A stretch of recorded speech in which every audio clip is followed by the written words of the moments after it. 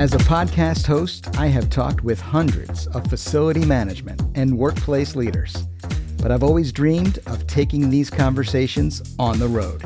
My next guest is Lena Thompson. Not only is she Director of Building Operations at the American Psychological Association, she's an IFMA Fellow, and she has partnered with me since day one of my FM journey. My name is Mike Petrusky, and this is On My Way to Work. There she is. Let's do it. Hey, stranger, need a ride? Hello there. Yes, I would love to. Come on in. Good to see you. You too. How you been? Too. It's been a minute, as the It kids has. say. It has. On the way to work, let's do it. Yes. I'll tell you, the drive-in does not get old. No matter the weather, just coming across the bridge or taking the loop in, it is just a beautiful sight to see. And my view is a partial view of the water. Really? And it's really just, I don't know what the word is, like, it's quiet. Sometimes. I take that back. I imagine it gets pretty busy here. It gets very busy here. As I was coming in to get you, I looked across the bridge down the Potomac River. You can see the monuments, the mall. Yes. I've walked to the outlets up there. Ah, cool. Made the mistake and ordered coffee, not at the Starbucks here, but at the outlet. So it was a nice day. I said, you know what? I'll just walk it out. Well, you want some coffee? Are you a coffee drinker? I have switched to tea. Okay. So I do have some tea on my way to work. All right. And Well, we can accommodate that. I'm happy about that because I need it. Well, let's do it.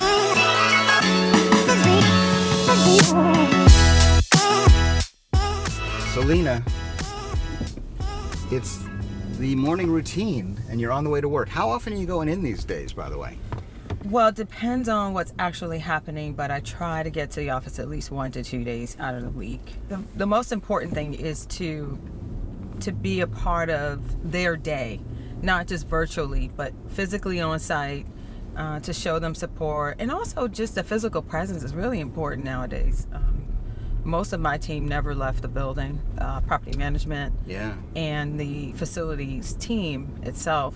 Some were contractors, some full-time. Most of the full-time staff didn't have to go back to the office right away, but we are all in the office at least 2 days a week.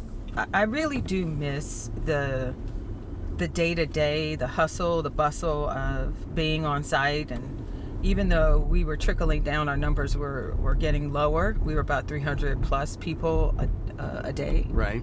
We now have less than that, of course, it's less than 10%. So the changes, we all know, in the workplace were changing, were happening. They were happening. Even before the pandemic hit, and the pandemic experience just accelerated a lot of stuff. It was like gasoline on a ball rolling downhill for us. Okay. It accelerated so much that our organization now is considering itself virtual first, or Interesting. that's for the most part. But an APA, mostly academics, researchers, people that do a lot of individual science, research, advocacy. head down work. Yes, So they can public do that interest. wherever. They can do that, and the culture of my organization is centered around interaction. Yeah. And it's all those interpersonal relationships, all the interaction. And so, we're looking at how does the workplace of APA's future look? What does that really look like? And it's not just about the next 2 years, it's about the next 2 to 5, maybe even 10 years down the road. Can you believe we've already gone almost 4 years? It's amazing. It's going by so fast. But again, we don't have the answers we need. There's so much still left unknown. Yeah. Because I've heard it said so many times that hybrid is the hardest. It's more of an operational model, and then how does the physical space align with the goals of the organization? And you were just describing that, right? Yeah, and you miss some very almost subtle. They're there if you have a strong leadership, but they're not there if you don't, which are the cultural cues, the water cooler conversation, all the things that happen organically in an organization that don't happen when you are not physically in front of someone. Yep. You can see someone's not feeling well, or you can see someone is happy. If someone doesn't turn their camera on, you have no idea what's going on in their life.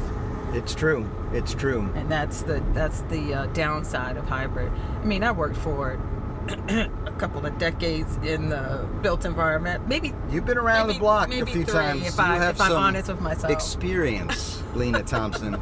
You are a facility management experienced professional. And we count on you. I'm gonna own that. You can teach us some things, and you do. We'll talk about that. I love the fact that you're giving back to the community.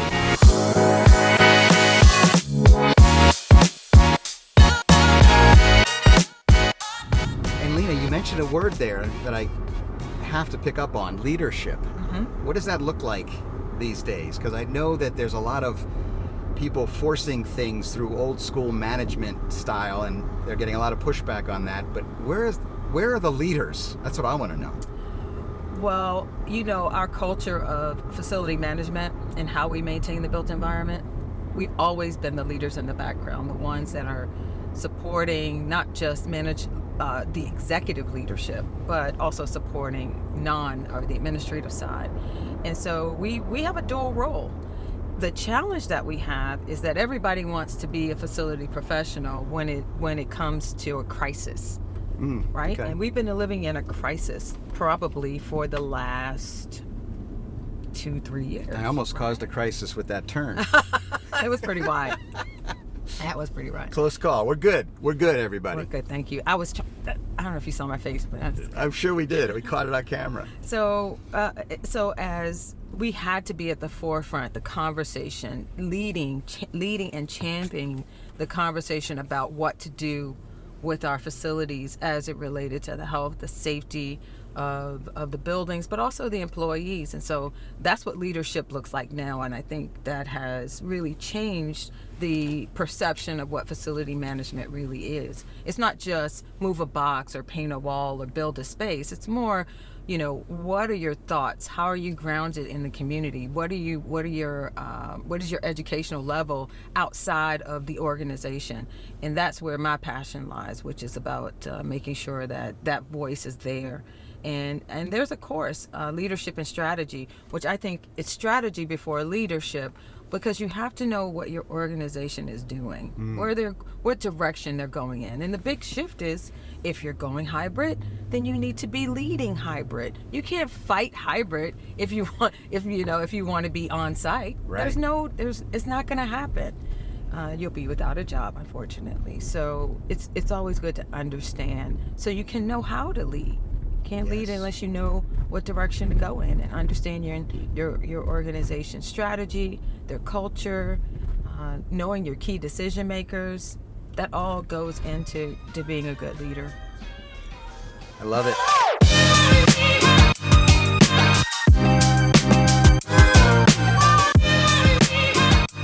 So talk to me about that, Lena. You have always been passionate about the industry and about the people, teaching, leading. Yeah. What story can you tell us about that? Tell me, why do you do it? What is it inside you that brings that level of passion out? Probably a good, I was sharing with you that I joined IFMA in probably 2006 or 7, right before I came to APA. And I had been in the profession at that time, probably, a good 10 to 15 years solid. And I always wanted to have a mentor, someone that I could look up to help me to navigate through the facility world. And truth be told, my actual bio is, my first job, I was a junior janitor at my high school. Before I even got to high school, I was 13 or 14. Wow. And so I've always had a passion for the built environment. I just didn't know how much. So my passion became, how can I educate myself? But while I'm doing it, why not educate my team or other people around me? And so one of the best things about IFMA that and I am drinking the Kool-Aid, y'all, and I'm making some at home. I'm right there with you. But one of the best things is not just the educational part, because I would be remiss if I didn't say that the educational part is everything. You can get so much information, not just online, but at the seminars, at the conferences, conventions, things like that. But it is the ability to network with like-minded professionals that stimulated that. I have some key people in my life: Gary Pfeiffer, Rich Finelli. There's so many other people. I don't want to call out too many other people, but I feel like I'm giving a Grammy. But to thank the Academy for. I'd like to thank IFMA for their love and affection towards. Exactly. No, but for real, the beauty of all of this has been the relationships that I've been able to build, and we vibe off of each other. Like I vibe off of you, and I get energy from you, and I'm passionate, and I learn a little bit every time I watch one of your podcasts or your webinars, or I can take a little bit of information and I can throw that in my classroom, and it'll send somebody your way. And so that's what it's all about. Each one teach one and reach one, and we've been able to do that successfully over the last 88, 89. Yeah, it's been 30 plus years since IFMA came into existence.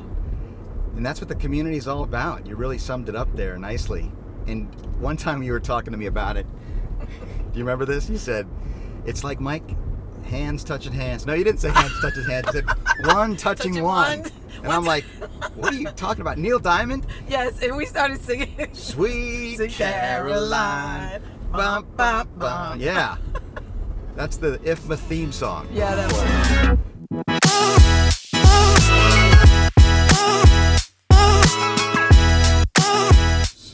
All right, Lena, we're getting close. We are getting close. What can you tell me about the practical advice my audience needs to know as we continue to care for the built environment and the workplace, and we head into the new future of work together? Well, that's a good one. Well, the practical advice is that every country, every organization, and every team is going to be different. And don't forget that you are a facility professional. You're a facility professional. You should be. You are allowed to be in the room. You are expected to be in the room. You should demand to be in the room. Yeah. And even at the table, especially today when there's so much data out there, and that is not the job of ELT or executive leadership or directors. It is the job of the facility professional to stand up and speak the language and tell them the direction that we all need to go in. Listen to your FMs. They know the people, they know the places, they know why space works and what doesn't, they know the building. So much wisdom that comes from that experience, and often those voices aren't heard if they're not either stepping up and sharing the story or being asked to. So I'm always about elevating the FM world. All right, Lena, here we are, American Psychological Association. Thank you so much for letting me drive you to work. I really enjoyed it. It's been great, Mike. Good to see you. As always, good to see you as well. Have a great day. My seatbelt. Thank you so much. Go get them. I can't wait. Lena Thompson in the house. My one time in the office this week. I'm back in. I'll see you at IFMA soon. I hope so. Take care. Peace out.